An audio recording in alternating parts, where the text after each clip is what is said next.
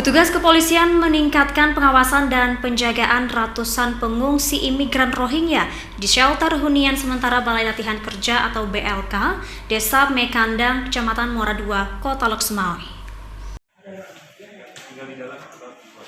Mencegah kembali terjadinya sejumlah kasus trafficking, penjualan manusia, aksi melarikan diri warga imigran, polisi memperketat pengawasan keberadaan warga Rohingya di Kota Lok Semawe. Sejak karantina, pengungsi Rohingya terus dipantau oleh pihak keamanan, mencegah adanya oknum-oknum pihak tak bertanggung jawab mengatasnamakan misi kemanusiaan. Jadi kita TNI Polri ya membantu pengamanan di dalam kamp pengungsian Rohingya ini. Kita sistemnya memang sistem penjagaan pos ya. Jadi orang yang keluar masuk kita amankan, kemudian perimeternya kita adakan patroli yang secara rutin sesuai dengan waktu yang tentukan. Itu baik kita untuk mencegah kejadian seperti itu terulang lagi.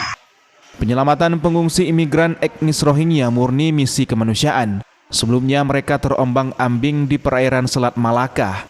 Untuk menghindari kasus trafficking, petugas kepolisian bersama lembaga kemanusiaan meningkatkan pengawasan dan penjagaan sejak tahapan evakuasi hingga menghuni shelter sementara.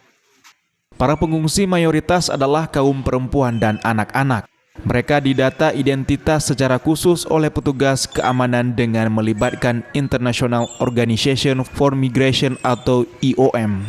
Petugas memeriksa perlengkapan barang-barang bawaan pengungsi dan alat komunikasi pribadi jenis handphone seluler. Dari Lok Semawe, Muhammad Jafar Yusuf, iNews melaporkan.